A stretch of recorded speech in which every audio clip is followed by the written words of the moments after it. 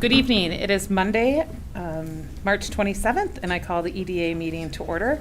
With that, I'm looking for a motion to adopt tonight's agenda. Moved by Francis, second by Gordon.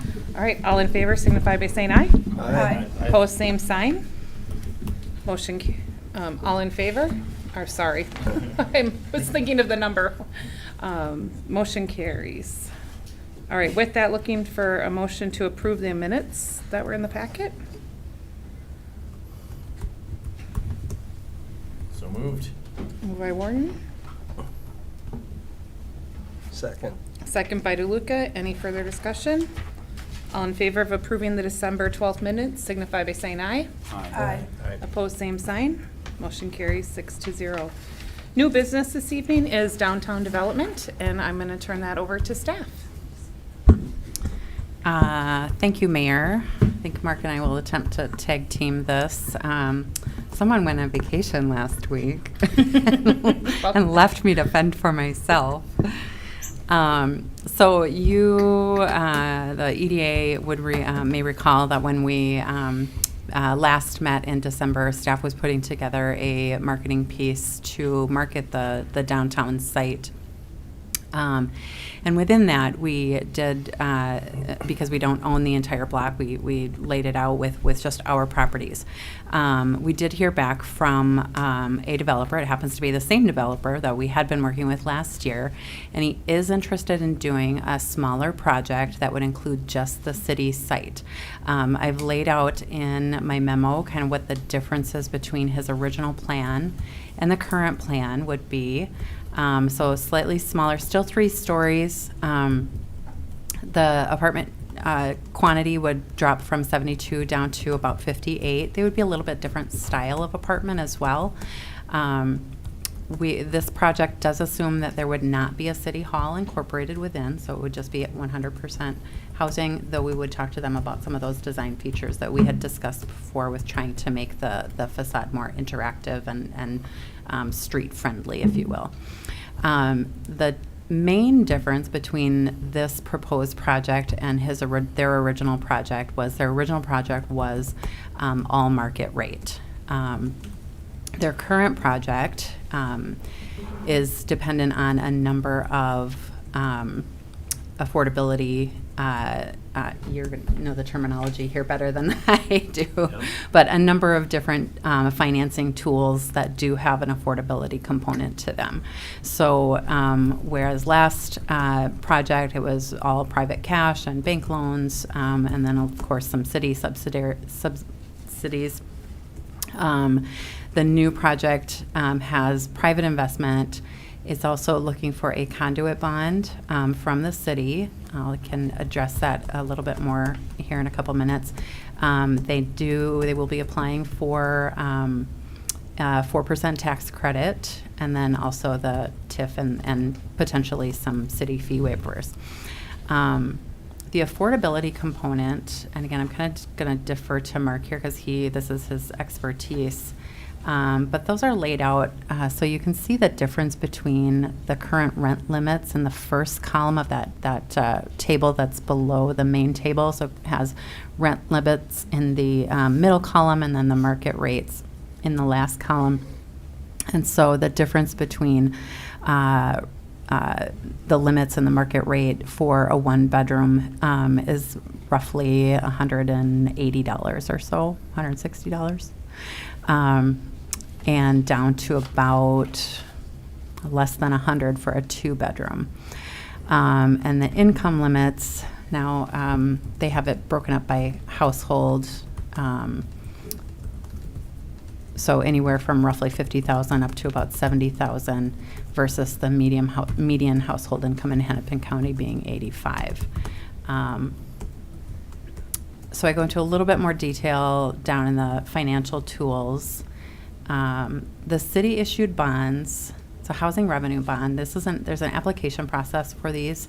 The applications are due in July. They do need control of the property. Sorry, I'm late. It's okay. Grant, do you want to just open that so people know it's an open meeting? Sure. Better late than never, right?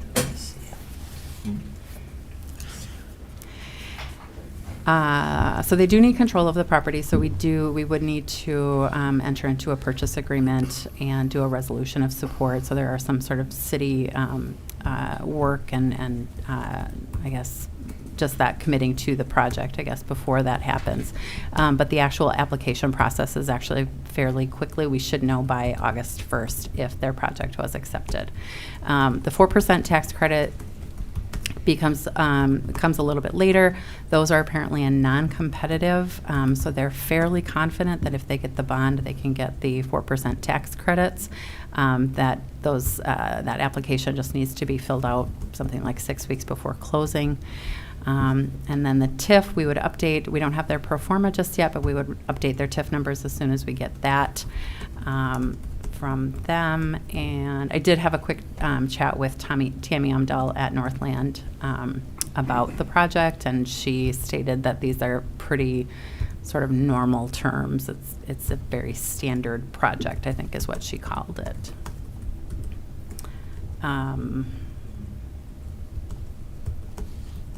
So I'm just going to refer you to their drawing briefly here. Now this is Block 25. This is their project that they're working on in Wilmer.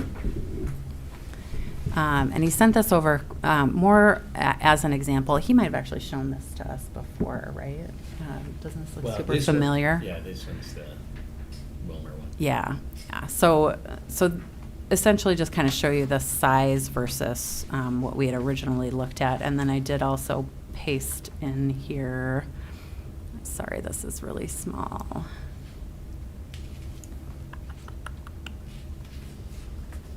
Bum, bum, bum. So that's another look of their Wilmer project. And then, oops.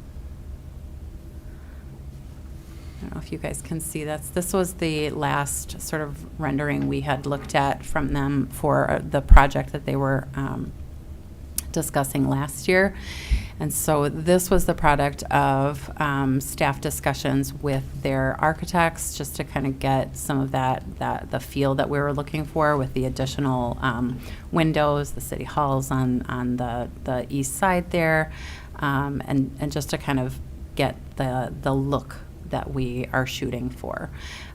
So what I'm envisioning is that we would be able to take essentially this drawing, have them apply the same sort of design style pieces to the other sized project.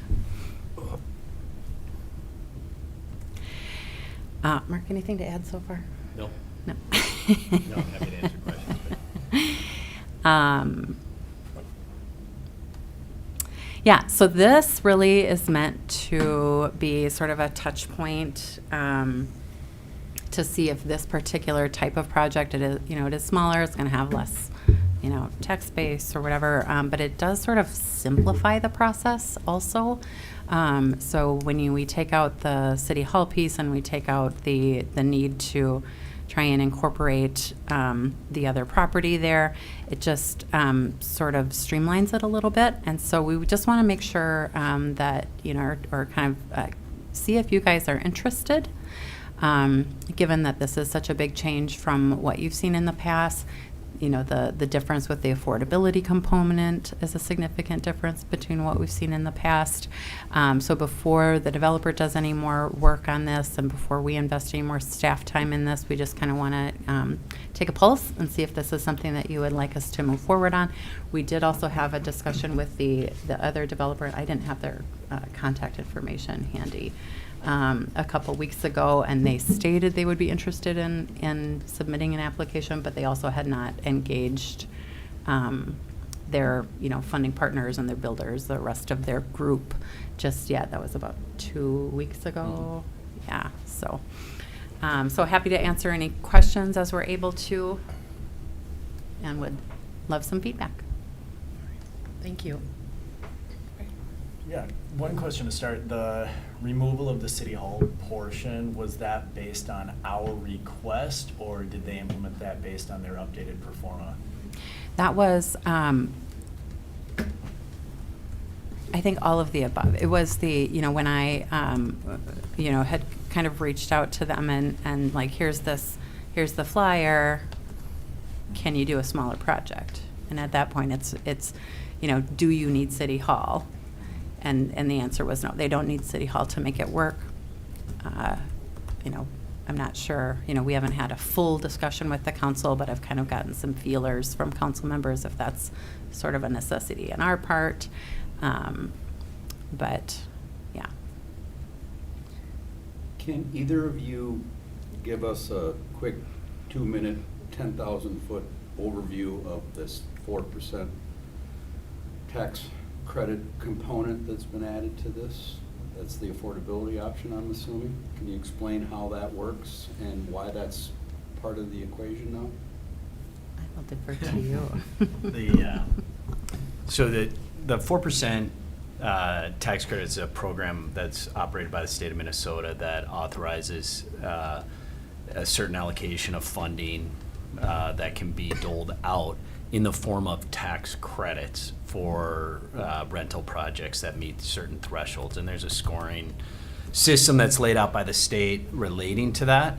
And those, you apply for those through an application process, and then if granted, the tax credits and those credits are used to really offset the cost of the taxes on a project. So it's a percentage of the total tax It's a subsidy. liability, but it's a subsidy. And then one of the qualifying criteria is that 100% of the units for a period of 17 years have to be affordable at the income limits identified. 100%? I believe it's 100% of the units have the income limits. Was it the TIF? Yeah, the TIF has a different percentage, so you're right. You're thinking of housing TIF when we The talk about it. 20% Yeah. at 50% Yeah, exactly. threshold, or Or 40% at at- 60%? Correct. Okay, Yeah. so the TIF is different than this. This is not a So this housing is- TIF. This this- still relies on either housing TIF or redevelopment TIF, but they're still asking for TIF as a part of it. This is a developer saying, I'm willing to make these non-market rate apartments. The rent is this, but I essentially get reimbursed for the difference in market rate and the subsidized rate because I'm getting a subsidy from the state. Correct. And how is the subsidy from the state financed? Where's that money come from? Doesn't grow on trees. Yeah, it's through a bond or a tax I mean, it's allocated by the state, a certain percentage through, I'm assuming through the legislative, through a bond or a bonding bill, allocates a certain amount to this program. Okay, so it's not coming out of any taxation that we would be not getting from a state standpoint, or from a city standpoint? No, it's a statewide program that's funded, and I think it's funded annually, but I'd have to look at how exactly the tax credit program's funded. What is this developer asking the city to put into this project at a 10,000-foot level? And does it include that MnDOT lot? Yes, it does. Yeah, we're gonna Most need likely. to include MnDOT, then MnDOT property to some degree, most likely for stormwater, right? It's kind of the, Well, and I think we We're- have that in the works. yeah. Yeah. So as far as what they're looking for, do you mean like what the? Yeah, what are they asking of us? You know, are they asking us to do roads, to get TIFs, to do breaks? What, All of the above. Yes, They're all of asking the for the above. same term. Essentially Okay. the Same same as stuff what that we they did did last time. last year. Okay. Except on a, might be a smaller scale. Yeah. So your TIF numbers change because of the value of the project changes. I think that they're still working on their pro forma. I'm not sure they have a complete understanding of what exactly they need as far as, what they're asking for the WACSAC and park, and that stuff was never really fully decided last year anyways. So I know they worked in a fee for the conduit bond, so we can charge for that. And I know they are planning on the street assessment. So we'll have that project to take care of, so they're planning on that. Can you remember anything else off the top of your head for, Yes, as far as more immediate concerns, the next steps are listed in there. We would need to put together the purchase agreement on the site. There's something called a bond inducement resolution that the city would have to engage our bond counsel to work through that process and approve that. And those are really the most immediate needs. And then, of course, once we got their pro forma, we'd run that through Tammy at Northland and do kind of all that legwork again. And part of the reason for asking that is last time I know we got to the point where we started talking about, well, are we gonna get the park dedication fees? Are we gonna get the sewer hookups and those things? We never really finished that discussion, but assuming we don't need to make those decisions immediately, I'm more than favorable in having staff proceed with this. Seems like a logical step. As am I. I don't see any reason not to, because at this point, we haven't committed to anything, and we're still open to negotiations and conversations. Yeah, and if there's anything you would like that we kind of know, sort of in the backs of our minds, that I can provide them for, to make sure, hey, you really need to work in, you need to work in some park fees, and here's what we're thinking, like, make it work. Here's where we've got some wiggle room. If they can know that stuff up front, and we aren't trying to negotiate that after we're sort of halfway in, that might make it a little easier down the road. And then I would just also remind you, within my discussion, if we're going to proceed with this, if we're doing the resolution, we're doing this, we're locking up that property until August 1st. So I just want to make sure everybody's comfortable with that. Right. I don't mean to sound like a Debbie Downer, but tell me about this secondary group that you have been in contact with, that I think I read has a pending agreement with the 5210 property, because these folks don't want to proceed unless we kind of give them a green light. And the other group is not going to proceed if we give them the green light. So I need to weigh some things here. Tell me what you know about the second group. Sure. So what we know, we met with the second group. It's two kind of individuals. One is a gentleman that operates a company called Buffalo Lakes Development. He does different types of developments. The other one's a partner of his, who I don't really understand the exact relationship, but they've done some other land development projects. They did get a purchase agreement. They have a signed purchase agreement for the property, the 5290 Main, or whatever the white building is. I think 5210. 5210, you know that address well, you think. But so they have a purchase agreement on it. They sat down with us, said they're interested in doing a market rate 75 to 100 unit apartment building with or without a city hall across the entirety of the property. That's the conversation. They said they were going to go back and potentially engage somebody to look at doing some site work or site planning. We said that in order to move it forward, they'd have to bring us a concept development plan and then give us a pro forma that we could consider. So that was 2 weeks ago. They said they're going to go back and do that, and then come back and approach us. So we have not seen anything from that. This other group, came forward with this proposal, and they have they have a need to lock up the land in order to go through the application process, whereas the other group, doesn't necessarily hasn't gotten to that point yet. Here's what I'm weighing. Don't get me wrong, this group that we're talking about tonight, this development group, has completed obviously some outstanding work, and I'd enjoy the opportunity to work with them, but I have multiple issues. It seems that over the course of the past 6 years, and Or longer longer. for you and you, Well, right but this process continues to get dumbed down, and now we're at the bare essentials, and we've taken the mixed use component out of it. We've taken the city hall out of it. We've reduced it just to a housing development, a 3-story housing development.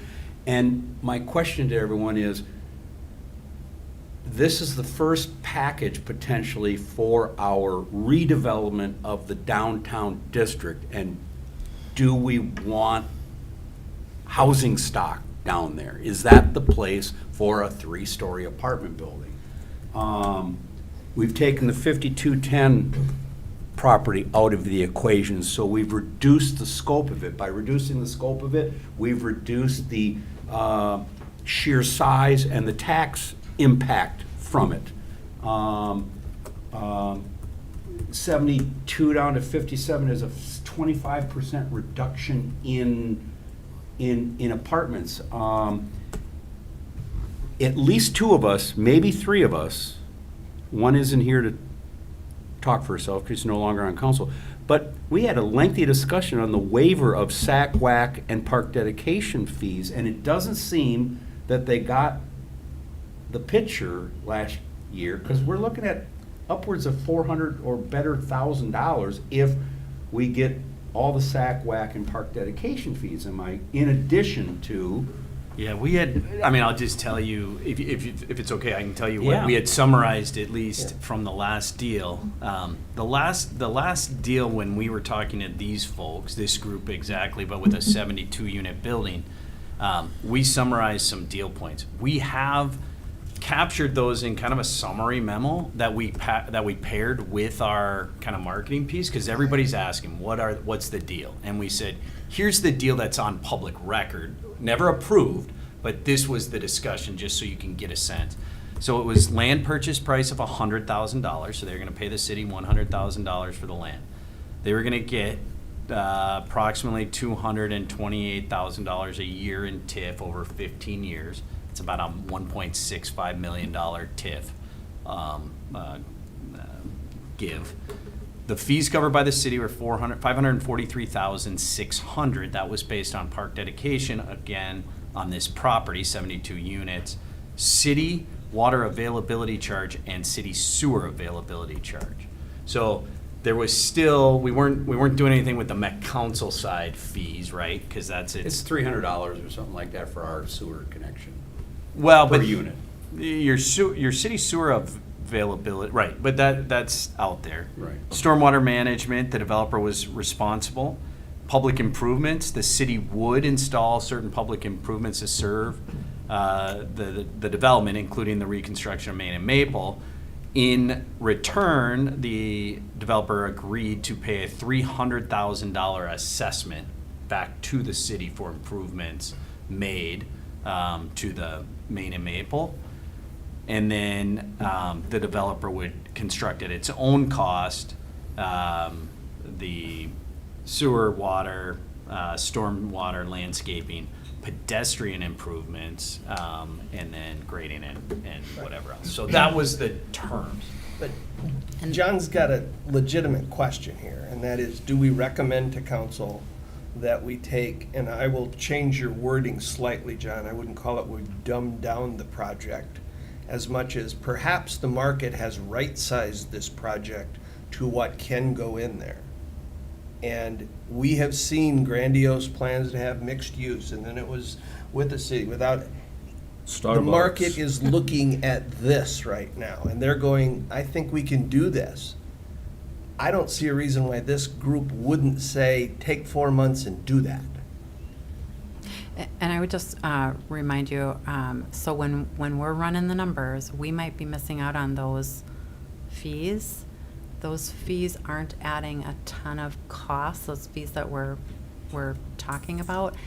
And the street needs to be redone. So if we don't get a development there, if we aren't able to do this street assessment, then we end up paying a larger, significantly larger portion for that street. $300,000. But Because that's all they're going to apply yeah, towards, yeah. towards there's been an agreement that they're willing to be assessed $300,000 towards, someone refresh my memory, we just talked about this in a workshop. What was the street reconstruction, complete street reconstruction for downtown, 1.3 million or something? Ish, yeah. Okay, now, tonight, we're going to be approving a purchase from the state of $20,000 for a small sliver of it. Who's paid for that? Is that us? I mean, we'll pay for it, but I mean, is their purchase price going to 120 then? I mean, I think it could. Tell me that we had this back in December. Tell me there is room for negotiation. Yeah, there's always room for negotiation. Okay, Yeah. because. But it's a lot easier to do it, like if we know kind of where we can take it, so that we're not trying to negotiate in October when they're trying to close the deal. It's best if we. And part of the negotiation comes with the pro forma, right? We get a pro forma, and then we analyze that pro forma to say, is what they're making. They show us their return on that investment, and we analyze that to say, is it reasonable? Is it market? Is it okay? And we looked at that. In the last deal, we thought we got to a point where it worked for both sides fairly well, and then the interest rates went from 4.25% to 6.5% now to whatever. So that's where that deal fell, is right at that last second. But we thought what they made, and again, it's not just us, but Tammy Omdahl too, and her whole group looks at this for tons of deals, and said that's right where it should be. It's not too high, it's not too low, it's right where it should be. So, but yeah. You mentioned that I remember back in December, they presented these as rather high-end units. And you mentioned 10 minutes ago that they've kind of changed the concept. Are these no longer high-end units with high ceilings and lots of granite and stuff of that nature? Have they scaled the materials and construction and architecture so that they can fall within this price point with 100% being subsidized? He didn't speak directly to the interior materials and such. He described them as more of a loft style, so just more in general terms versus like lower grade or Lower anything. grade. He didn't speak to that, so he really just described them as a loft style. Well- Isn't the decision of this commission tonight, though, do we recommend to council, go ahead and work with this group? Or are you wanting to wait around for group 2 to see what they can come with, or group 3 or 4 or somebody else? I think some of us have been through this drill a number of times. And I always take something that I have in front of me that looks reasonable and give them some time to do that. Which is why I'm in favor of just giving the green light that you were looking for to work with them for forma. We'll know by August.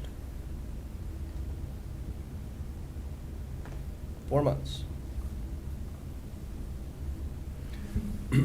Okay, then I go back to, do we want our first attempt at the redevelopment of downtown to be apartments? Well, we know we need rooftops. That's been one of the major discussions. We know we've lost the mixed use. It's been a big evolution on this whole thing. We talk about the whack and sack charges. I think everybody that's come forward with a proposal wanted those waived. Why I wouldn't don't think they? it's, what I'm saying is your point is everybody's asked for it, so there's nothing that, we don't know if group 2 is gonna be asking for that same thing. Is it what we want? We have to look at how Maple Plain's gonna develop, and maybe downtown doesn't become the center of commerce. Maybe the Gateway District becomes that. Well, And that's already kind of somewhat started, so. And while you've referred to, we, with this project, we could potentially be reducing the scope. But there's nothing to say we can't do things in stages. We can't later, when the library's up and other things, add to this and enhance. This isn't going to be it. But it would be the starting point. But keep in mind that any other redevelopment in the downtown district, and keep in mind that goes all the way west to the fireball, it's gonna require the purchase and removal of homes and buildings. This is the easiest piece of property to develop on because it's a blank slate. And so we get this in, and then, except for the roads being reconstructed, you've got I'm worried about the build it and they will come. I don't know if they will, if it's just an apartment building, without the mixed use component. You can wish for mixed use all you want. You're not gonna get it. We've looked for it, we've tried to get it, and it's, Not gonna- we've tried for a pharmacy, we tried to get North to have, we tried to get a doctor's office out here, and they figured that they could do .8 doctors, was all that we would support. Everything that we've looked at and any drawback that we've had over the years has been our rooftop factor. And they And so don't care is- about the car count. We've tried that. And so is this ideal? Is this what my dream was 50 years ago when we started this, Mike? Mike had more hair than I had back then. Yours might have been darker. And mine was darker. Mine was about the color of John's. So it's been a really tough goal. Nothing's gone the way we planned it. And there's been so many different reasons why. But it's the decision that we have to make to advise the council where we think it's best to move forward. And it's a tough call right now. I think at this time that it is in our best interest to make this commitment for 4 months. I mean, the Ted Schmidt group with Lumber One, they've been interested in a long time. The plan before us looks good and has potential. I agree. And we should move forward with this group. I'm hesitant. I haven't been at this quite as long as the rest of you. I've only been involved with this project for 4 years now, but the commercial market and just kind of the development market as a whole is in a bad place right now. Are we looking now, again, with this being, as I think everyone here has said, regardless of what side you are on of this project, this is our downtown. There's a reason why it's been 6, 10, 20, however many years that we've been debating the future of this site, because this is our downtown. This is our downtown. It is. I mean, it's adjacent to all of the other development areas that are going on. If in a down market, we're looking to, this is the best we can do, let's just get it done. I'm not chomping at the bit to do that. Again, I think, yes, the market right now, this project asks for SAC-WAC, park dedication fees. I wasn't a big proponent of waiving those. Again, as a commissioner versus council member, I don't necessarily have a vote on what the final decision is there. I'm not a huge fan of that, but I see that, again, to get a deal done in this market right now, that may be required. Are we looking to get a deal done now and this is the best that we can do? Maybe. But we've sat on it for a while, and do we just want to get this project, get this land developed, get some rooftops downtown, or do we want to kind of ride it out until we're getting what we want to make, our downtown what we want it to be, which again may require waiting a little bit of a little bit of time for the market to rebound some, but I guess that's depending on what our priority is. I guess that's that's where the vote lies. So, I do have a question. Because it came up with the council chambers not being at this new building. Is that a big hangup for the council? I didn't think it was in the past. Chamber, you mean? City Hall. Do you City care, Hall? do you care, City Hall, if it's here or Main Street?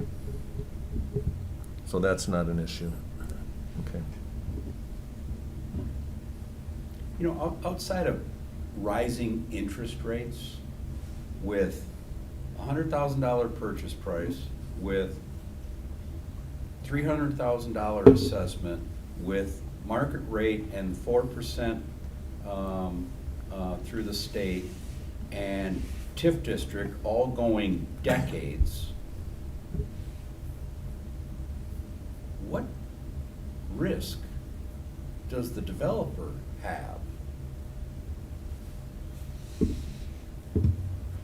And they don't have to lease any space down below, they just need to sell apartments. And clearly, there's a big push for residential, and especially, I'm assuming, if they're no longer market rate, that opens up a whole new capacity of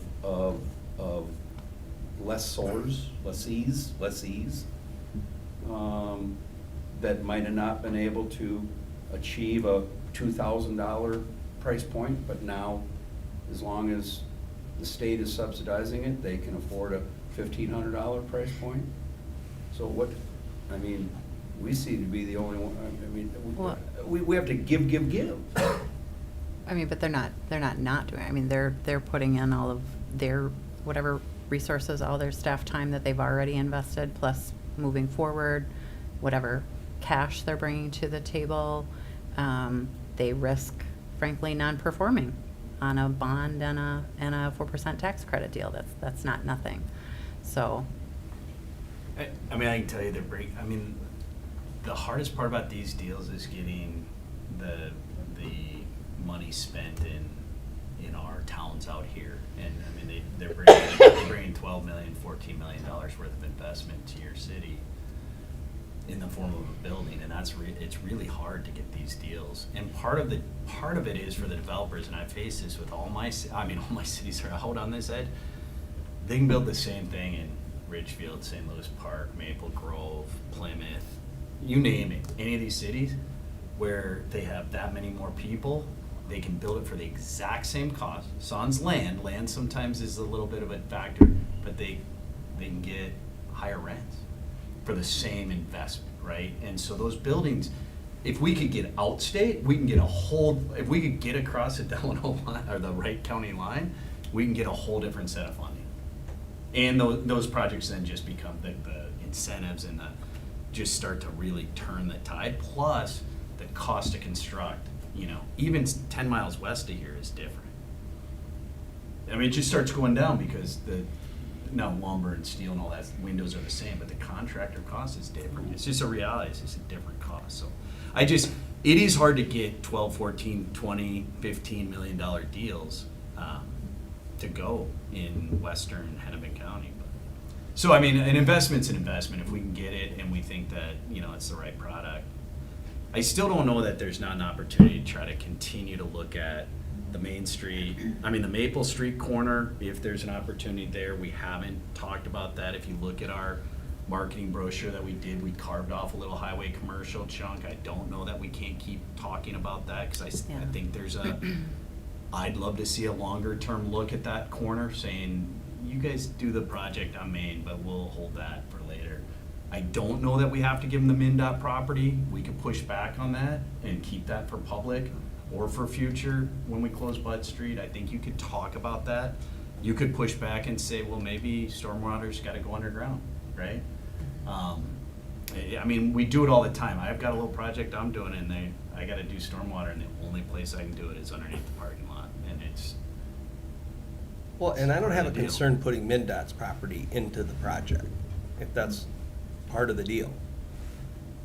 I do think there's been a sentiment that I've heard at council that the preference would be to not be giving away sack and whack and participation fees. So you were looking for direction, I think, as you start this, that ought to be part of the direction that we provide. And you got somebody that has figured out what the market can bear on this property, given the realities of 20 years worth of work. And it's not the dream perhaps that we had 10 years ago, but it may be a reality of today. It's willing to spend 12 or 15 million dollars here. Give him 4 months.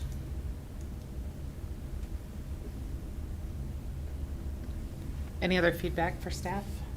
Councilmember Burek, you've been kind of quiet. Any thoughts? I've been listening to everybody and taking in what they're saying, so, Okay, nothing for staff? no, All right. no. All right. Staff, do you have what you need? I'm feeling there's an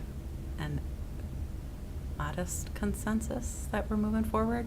We'll give them 4 months. That's what I'm hearing. Okay. All right. Reluctantly.